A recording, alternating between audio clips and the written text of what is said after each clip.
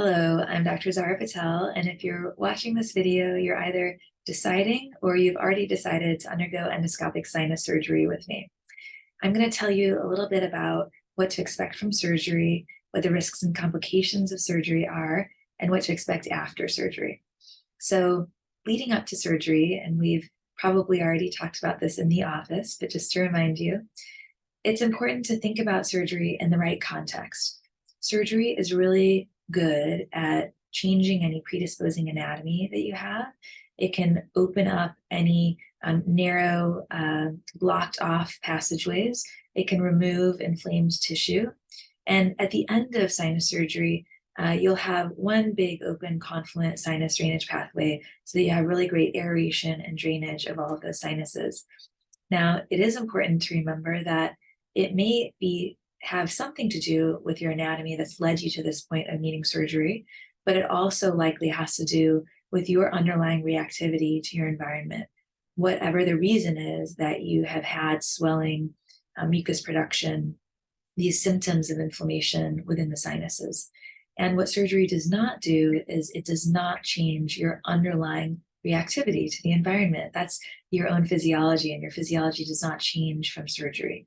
So it's just as important after surgery to continue things like topical therapy, rinses, sprays, whatever it is I'm asking you to do medically, so that you can continue to control your inflammatory response after we've gotten you to that good new baseline. So that's kind of the way in which to think about surgery. Now, in the week leading up to surgery, it's really important that you stay away from anything that can thin your blood, that can make you bleed more during surgery or after surgery. So, for example, no aspirin, Advil, Motrin, ibuprofen, those types of NSAIDs, types of medications. If you are specifically on a blood thinning medication, then you should be speaking with your physician that's prescribed that medication to you and seeing what is the safest option for you to either stop it if that's possible and safe, or if you're not able to stop a blood thinning medication, then bridging you to a shorter acting blood thinner so that if there's any bleeding during the surgery or after the surgery, we can much more easily control that bleeding. Other things that can make you bleed more are different supplements, things like vitamin E, omega-3, garlic, ginkgo, and we'll give you a whole list of different supplements and medications that we'd like you to stop and hold.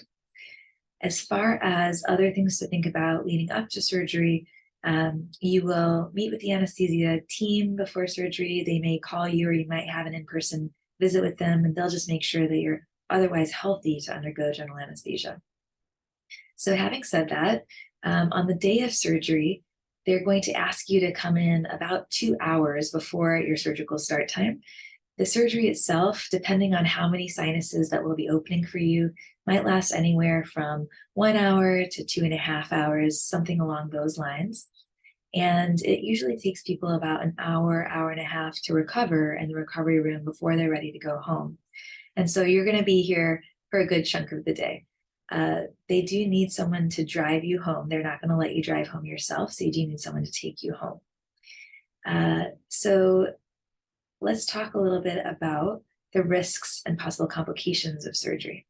So anytime that you're having surgery done anywhere in the body, there's general risks of surgery, things like infection or bleeding. As far as infection goes, I'll be giving you a dose of antibiotics there in the operative room, and that's to prevent any perioperative infection. We actually have good evidence to show that we don't need to give you antibiotics after this type of surgery.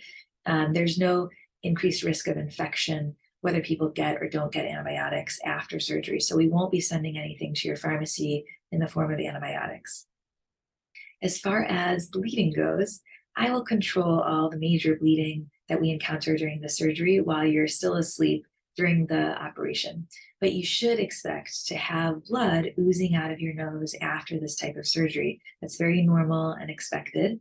And for most people on average, that oozing of blood lasts about 3 or 4 days after surgery. For some people, it lasts that whole first week, and that's okay as long as it's a slow, steady oozing. In the recovery room, they'll give you a little drip pad under your nose, and you can just change that drip pad as needed as you saturate through the gauze. So that's kind of what to expect as far as bleeding. If you did have any other major bleeding, like a gush of bleeding, which I would not expect you to have, but if you did, the first best step is to take Afrin nasal spray. This is something you can just get over the counter, Afrin, and spray that in the nose, and then hold really hard, firm pressure over this low, fleshy part of your nose for 10 minutes straight. 99% of the time, that will stop or slow back down any nosebleed. So that would be your first step in handling any larger amount of bleeding versus a slow, steady ooze that we expect. And if that wasn't enough to control it, then certainly you would call my office and let us know what's going on, and we could advise you as to what the next best steps would be. So those are general risks of surgery. Now, to think about the specific risks of when you're working in the sinuses, you just remember where I'm working. I'm working around really important structures right around your eyes, right underneath your brain. I have to say those structures are at risk. Also, at the very top of the nasal cavity are the nerves for smell. And you have to say those structures are at risk too, your ability to smell and taste. However, all of those things that I just talked about, the brain, the smell nerves, the eyes, those risks are extremely low. And especially when you have this surgery with someone like me, a rhinologist who's done so many, I've done over 5,000 of this type of procedure, the risks are extremely, extremely low. Okay, so having said that, let's talk a little bit about what to expect after surgery. The first week after surgery is going to be a tough week. You should expect to feel really stuffy and congested just from the swelling of surgery itself and the collection of some blood clot in there. I do want you to start rinsing your nose with salt water right after surgery, no later than the day after surgery. And that will get out a bunch of blood clot, and that'll make you feel better as you do it. But there's really no way for you to rinse all of that blood clot out on your own. And so at our first postoperative visit, which is usually about a week after surgery, I'll go in and I'll suction out whatever you haven't been able to rinse out on your own.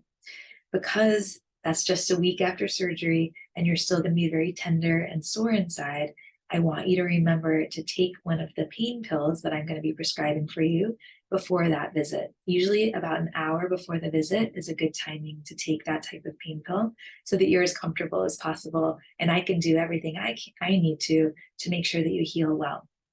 If you leave blood clot in place, it can act as a bridge for scar tissue to form. And that's why it's really important for us to clear all that out for you and make sure that you're healing nice and open and keep you where I can get you at the end of surgery. So that's that part. The other things to expect during that first week, like I already mentioned, the oozing of blood. You'll also just probably feel very tired, kind of exhausted and fatigued feeling from the general anesthesia. For some people, that's just the first part of the week. For other people, it's the whole first week. So just expect to take the entire week off of work or school or anything that you're trying to focus on because your focus will be low, your stamina will be low.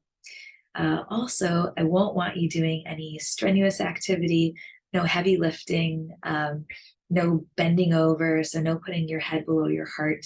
Those are all things that can raise your blood pressure and make you bleed more. And so I want you to avoid doing all of those things in that first week. I think that covers all of that. The other things to know about the medications I'll be sending for you, like I mentioned, I'll be sending pain medicine. That's a heavier narcotic type of pain medicine. Not everybody needs that heavy narcotic pain medicine. Some people do just fine with a Tylenol, but if you do have more severe pain, I want you to have something to treat it with, and so we will send that for you.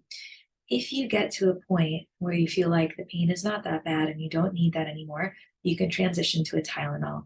But we'll be giving that to you in case you need it. And remember to take one before your first postoperative visit. When I send a narcotic to the pharmacy, I also send a stool softener because it can make you constipated. And I send an anti-nausea medicine because it can make some people nauseous. So just take those medications along with the narcotic. And once you get to a point where you feel like you don't need it anymore, you don't need to continue taking those other things either. All right, so that brings us to after surgery, during the healing period. I already kind of talked through that first week.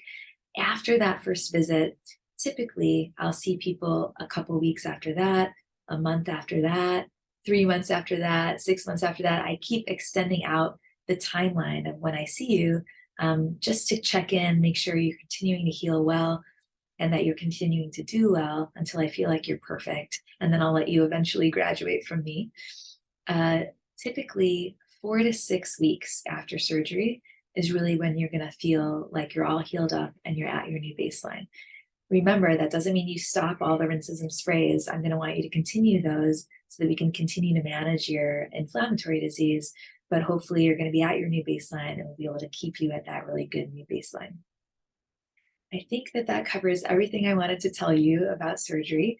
Certainly, if you have any questions about what I've said, you can always feel free to contact our office. And my nurse practitioner, my fellows, the nurses and staff are all happy to help you. And if they don't know the answer, they will certainly ask me and I can let you know.